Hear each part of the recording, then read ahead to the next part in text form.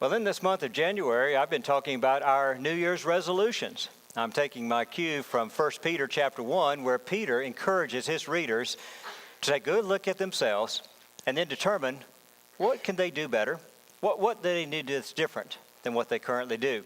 He's encouraged us to be a better person, and with that also, he told us to practice more holiness. And as we work on holiness, he led us to our topic for the day, to love more deeply. We're going to look at love today and how we can take the love we already do and make it even better. Now, you may be thinking, I'm already pretty good at that. I love everybody, and everybody loves me. Yes, we already do something, but let's let Peter guide us in what we could do better, how we could have a deeper love. Our text this morning is 1 Peter chapter 1, verse 22. Look how Peter begins. Now that you have purified yourselves by obeying the truth. I'll stop there because he's going back to the last lesson, the sermon we did last time. And that is he wanted us to work on purifying ourselves, becoming more holy, taking from our lives the sin that does not belong. He assumes that you agreed with him, you're working on it. So now that you've done that, he says, let's move to the next thing. And here's how he phrases the next thing. Have a sincere love of each other. Love one another deeply from the heart. Now, that's going to be the passage I want to focus on because that's where he's going to tell us about how we can love more deeply. Let me first show you a phrase he uses there that I think is significant. He says, I want you to love each other. A love for each other, he says. And you may be thinking, already, I know how that works, but I want to show you something behind that phrase. The Greek word that he uses here is the word Philadelphia. Does that sound familiar? Because we recognize the name Philadelphia as a city in Pennsylvania, founded by William Penn, the Quaker. And you know the nickname, the city of brotherly love? Well, see, the Greek word Philadelphia is a word that's translated brotherly love. But don't misunderstand what it means. It's not restricted to just the brothers and leaves out the sisters. No, it just simply used the word brother, the word love, combined them. And the idea that it conveys is really what you and I would call family love. This word would be used for that circle that surrounds you that you consider your closest family and friends. And we'll call them family. So, for example, it would be your blood relations, but it would also be more than that. Maybe it's at work. Maybe it's at school. But it's that circle that you know best. This word refers to them. And in a Bible context, it refers to your church family, as we often like to speak of. And Peter says, this is the kind of love I want you to practice, a love that you share with every member of your family, biological or community, at home or in the church. Share love with your family. That's the word Philadelphia. Now, what this word implies is that you love every one of these people, whatever community, whatever family you're looking at, you love them and that you care about them. You care about their well-being. You care when they're hurting. So here's the challenge. How do I show people that I care? So I want to love my family at home, at church, wherever. How do I show them that I actually do love them, that I care about them? Now, I'm going to give you some practical suggestions. Try this on for size. First, listen. Listen carefully when others speak. Now, when I'm making these resolutions for you, keep in mind some of these are for me. That's how come I know them, because I wrote them for myself. And this is one my wife said I should write down. Listen carefully when other people talk to you, because you know what happens. What happens is I was working on something else. I was thinking about something else, and then someone starts to speak. I have a tendency to still think about this while trying to listen to that. I get part of it. Need to stop for a moment, concentrate on this. Or you can be talking, but you say something and it triggers something I'm now thinking about. I'm trying to do both. Quit trying to do both. You want to show somebody that you actually care about them and whatever it is they're talking about, then listen carefully to them. Which leads me to the next thing I'm going to suggest, and you may not like this. Don't redirect the subject back to you. We do this all the time. I don't even think we know we're doing it sometimes, but we do. You certainly know it when somebody else does it. So, for example, someone comes up and says, this past week, I was driving my car, I stopped at a red light, and somebody ran in the back of me. You know what you say next? Yeah, last year I was driving through Walmart, and somebody backed out into me. They're thinking, hey, we were talking about me, and what happened to me? We weren't talking about you at Walmart last year. Or, I've had troubles this week. My knee has been hurting. You know what we say? Yeah, my back has been killing me. And they're thinking, forget your back. I was talking about my knee.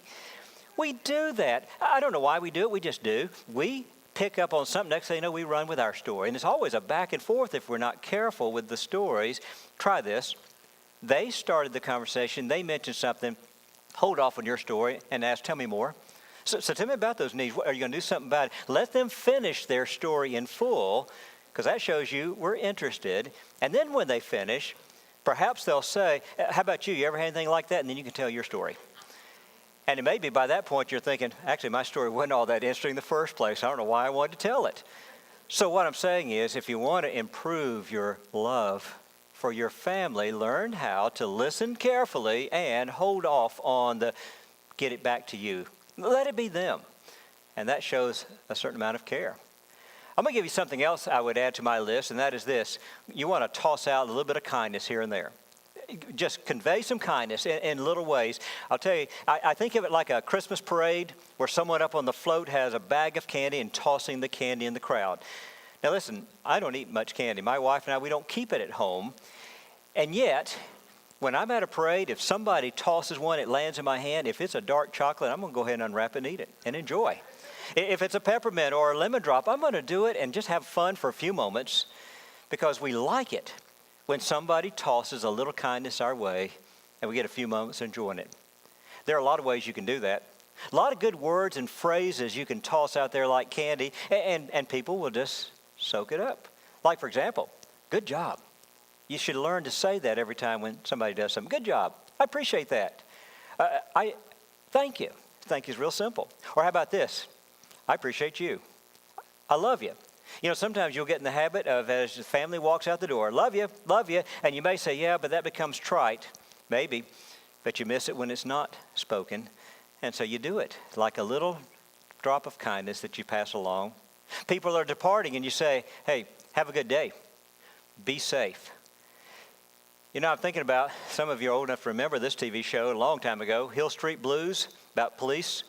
And every episode started the same way. They're in the squad room. They're getting their orders for the day from the Sarge. It's a little bit of chaotic there as he's giving this, giving that. They're ready to get going. And then as they get ready to go, he always did the same thing every episode. He'd say, hey, let's be careful out there. Did it every episode, every year. Until the actor had a heart attack and died, which meant they had to write the character out of the script. And so he just disappears in the next episode that they filmed because, after all, the actor's dead. And so they had the character have a heart attack as well. And so a substitute is doing the roll call in the very next episode. And as he's giving their instruction, and they're getting moving, you can see every one of them. They're dealing with their grief at the loss, but they're also commenting on how different it feels. They were so accustomed to him saying, hey, with that fatherly voice, be careful out there. And they missed it. It meant something to them. You see, people like that. People like it when you toss a little kindness their way. It doesn't take you much to do it, but people will take it and it brightens their day. Peter says to us, find ways to do Philadelphia, to do love with this group that you call your family, whoever they may be, and show them that you care. Now back to our text, there's something else that Peter says I think will be helpful. Notice how he phrased it. You should have a sincere love for each other. I want to focus on that word sincere. The Greek word there is actually a negative.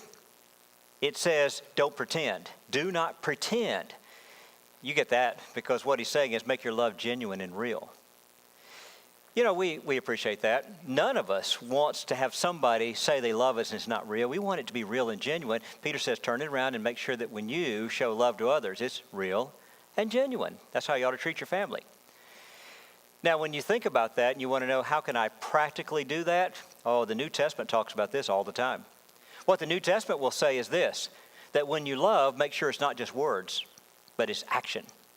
You want words and action, because if it's just words, that's cheap. I like the way John does it. The Apostle John says in 1 John chapter 3, he says, in the church we love to talk about love. We talk about how we love God, we love one another. But suppose you have a brother or sister who's in need, and you've got possessions, and you don't show them any pity, any mercy, any aid. How much is your love worth? That's not much love there. So he says in the next verse, he says, dear children, let's not just simply love with words and with speech. Let's love with action. Let's love with truth. You see, that's where love becomes true and genuine and real, is when it's not just words, but there's actually an action that goes with it. Now it's become something. Now back in 1 Peter, that's what Peter's trying to teach in his book. He wants the Christians to learn how to love more deeply. And in doing so, take your love for your family and make sure that you show it in a real way. Something genuine. Something that's not just simply pretense. Not just words. Now he gives some examples over in chapter 4. I like this one in chapter 4, verse 9. He says, practice hospitality and do it without grumbling or complaining. Sometimes we do that. We fuss. I'm having to clean the house. Fuss. I have to do all this trouble. No. Don't fuss about it. Just do it. And do it to show that you love and care for people. Hospitality. Listen, that ought to be a piece of cake for you people. We're down here in the South. We're famous for our Southern hospitality. And the truth is, I know it because I've received a lot of that Southern hospitality since I've been here. I'm grateful for that. Appreciate it. I know that you do it with others as well. And that's the kind of thing we do with one another to show love in a concrete and real way. Peter's got something else here in chapter 4, verse 10. He says, take whatever gifts you have, whatever you're able to do, and use it to serve others.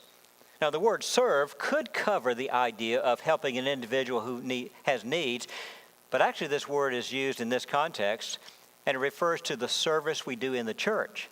And so, for example, I look at this congregation. It's like a typical church. There's a lot of tasks that get done.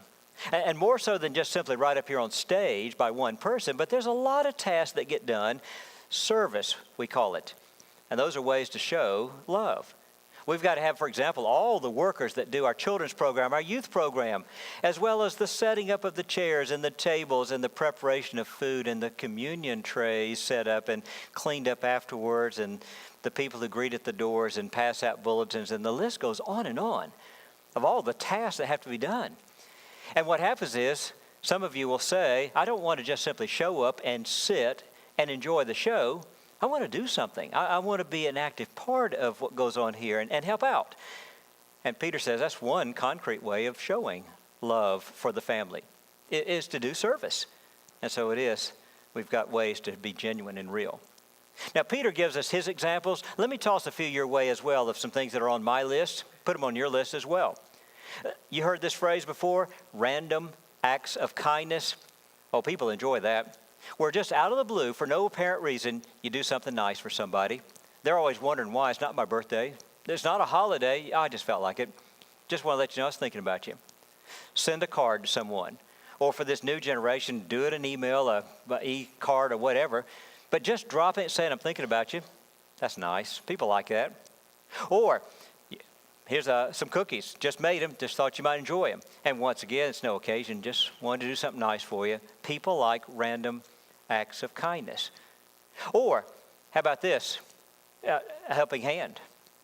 I've seen some of you do this where someone's got a load. You say, let me help you. And you open the door or you take part of their load. And you know, there are times they actually needed it. It was a good thing you stepped in. But there are times they don't really need it. They've got it under control. You still say, no, let me help you. And there's just something nice about the fact that you were willing to step in and help. Fact is, I encourage you back in your home to be more helpful. To actually say, hey, let me help you with that when that's their chore, not yours. Now listen, if you're going to do this, you got the wife, the mother, she's in the kitchen. Before a husband or a kid goes in there, have her first sit down and then say, can I help you with dinner? Because she's going to faint. But you know what? You're going to enjoy it. I mean, those kind of things are just a nice little touch of kindness that we can do. Helping.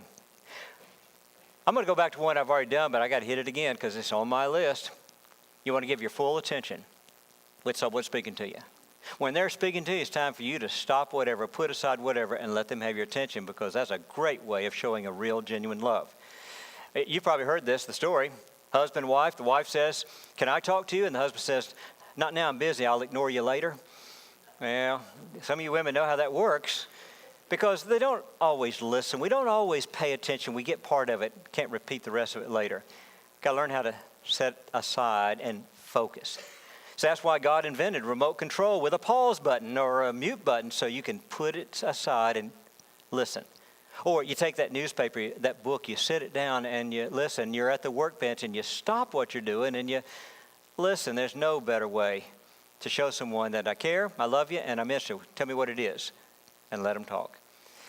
You know, I'm just giving you ideas you know, and you can add to that list. But the point is this. Peter says, make it your resolution. You want to grow deeper in your love. And as he says in our passage, you want to have a sincere love for each other. Now he goes on to say, love one another deeply from the heart. Look at that phrase, love one another. Now you might be thinking he just said that. Love each other, love one another, but actually in the Greek it's different. Because he started with the word Philadelphia, which is that family love idea. He switches terms now. It's the Greek word agape. And agape is a different kind of thing. Agape is more about the mind. It's a head thing. It's not a heart thing. With agape love, agape says, I'm going to do what's right. I'm going to be nice to you. I'm going to be kind. I'm going to be respectful. I'm going to be loving. And that's whether you deserve it or not. That's whether I want to or not, or feel like it or not. It doesn't matter. I'm going to do it anyway. See, agape love is always about, I'm going to do it regardless of what I think about you. Now, with agape love, that's the word that's used to describe God's love for the people of this world. You go back, for example, to Psalm 145, a psalm that describes how our Father in heaven, his daily providence brings blessings upon this earth. Psalm 145 says, and God is good to all. His compassion is upon all. And keep in mind, that's both saints and sinners. He doesn't care. His daily providence brings blessings on this earth. In Acts chapter 14, when Paul is preaching in the town of Lystra, small town, very pagan, you know what Paul says to them? In the past, God just let you go your own way. You know, you go back to the beginning, it was God and Adam. That's all there was. But Adam, representing the human race, the whole human race, 100% believed in the true God. But that changed when you started adding others, a wife, kids, grandkids, great-grandkids. At some point, you'll have those who still believe in the true God and those who've gone a different way. And they're going after other gods and going after idols and such as that. And Paul says, God let you go. He let you go whatever way you wanted to go. But he never stopped talking to you. That's the word testimony. He never stopped speaking to you. Except not with words. Look at the next verse. He did it with kindness. He did it when he would send you the rain. And the rain would then make your crops grow and give you a harvest. And put food on your table so that you and your family could be filled with joy at the blessings you've received. And God did that even when you were going your own way. So that's what agape love looks like. It loves you regardless. Paul talks about this in Romans 5, talks about me and you. Paul says, here's what God's love looks like. Here's how he demonstrates his love. That even when we were sinners, God still loved us, sent his son to die for us on the cross. See, we were sinners. We disobeyed his will. We ignored his authority. We rejected his rules, and still he loved us in spite of that and sent Jesus to die for us. You see, when you understand agape love, then you start to appreciate what Jesus taught in the Sermon on the Mount, Matthew chapter 5. You know this statement. He says, you've heard it said, love your neighbor and hate your enemy. Because, folks, that sounds right. That's the way we feel. Love those who are good to you, and you can hate those who aren't. He says, I'm going to give you something different. I'm going to tell you to love your enemy, to pray for those who persecute you. Because when you do that, then you'll be children of your Father. You'll be imitating God in his love. As he says in the next passage, here's how God's love operates. He'll take the sun and have the sunrise come up on both the evil and the good. He'll bring those rains that we need, and he'll bring that to the righteous and the unrighteous. See, that's agape love. Agape love says, I'm going to be loving and kind and respectful and all of those things, regardless of whether or not you deserve it. I'm going to still do it anyway. See, agape love is a challenging love. Because the other person may, in fact, have hurt you and wronged you. Maybe they've gotten angry. Maybe they've been rude. Maybe they've done whatever it is you know they've done. And agape love still says, but I'm going to treat you in a good way anyway. Now, it doesn't mean you got to change how you feel about that, because after all, if they did it, they did it. If they're wrong, they're wrong. But regardless of how I feel about it, I'm not going to give you back what you gave me. I'm going to do different. And that's how agape works. Thus, you rise above their wrong. Actually, you rise above your own feelings of how you ought to respond. And what you do is you demonstrate, I've got a character that's quite different, that doesn't allow me to do that. That's agape love in action. Peter says practice that within your family. Now, that's going to be hard. That's challenging. That's the kind of thing that Jesus modeled for us on the cross. When they nailed him to a cross, and still Jesus said, Father, forgive them. They don't know what they're doing. And later, Stephen, one of the great disciples of the book of Acts, Stephen is taken out and they're going to stone him to death. And even as they're throwing the rocks, he says, Father, don't hold this against them, as he imitated what Jesus had done. So that's agape love. It's a tough kind of love. I'm going to give you, though, a help, because Peter does give us something we can use. It'll help us. It's in 1 Peter chapter 4, verse 8. He's encouraging us to love deeply, and here's what he says. Remember this, love covers a multitude of sins. I'll put that to you a different way. When you're dealing with someone, and you don't really feel like being loving to them because you feel like they've wronged you, they've done whatever they've done, still, don't focus on that. Just stop thinking about the wrong they've done. Rather, focus upon the person you want to be. The more I think about what you did, the more I feel like showing my anger to you. I got to stop thinking about it. I got to let it go.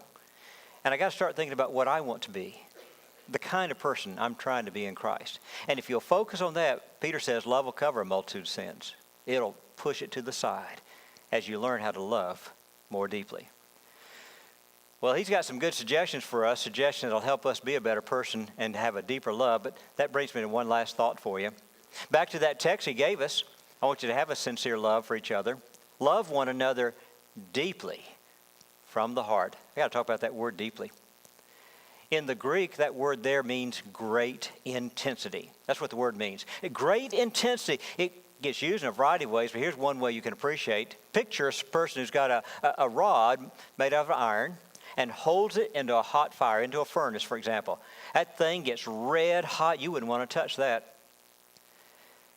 See, that's that great intensity, a burning fire, if you will. So yes, I want you to love with a great intensity. But now remember this, there's another part to the story.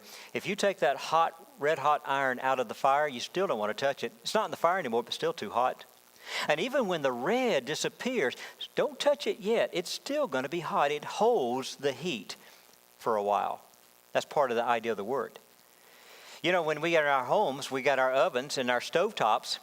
Whether it be a gas stovetop and the flame disappears, or an electric stove and the red circle disappears, still, we've got a warning light that says, don't touch it just yet. Because even though you can't see the red, it's still hot. Peter uses that word to describe what kind of love you and I should have. And that is, it's not today I'm going to do good because yesterday the preacher told me to. No, I'm going to do it today and tomorrow and the next day and the next day. That is, it's going to be an intense love that doesn't go away anytime soon. It goes on and on and on. And the reason it continues on and on and on, this strong love, this deep love, is because it's who I am. It's the person I'm becoming. Because that's what this is all about. Peter wants us to resolve. My resolution is I want to be a better person, and in that I want to have a deeper love. I want to love people more deeply. I want to love my family at home, my family at church, my family on the job and at school. I want to love my family. And I want to show them that I care. I want it to be real, to be genuine. And I want it to be regardless of how they are and what they do. And I want it to be a love that's long-lasting. I want it to be the way I act every day because that's the person I'm becoming. That's the person I am. You see, there is room for us to grow in this area of love if we take to heart what Peter teaches us, if we can learn how to love people more deeply. Let's pray.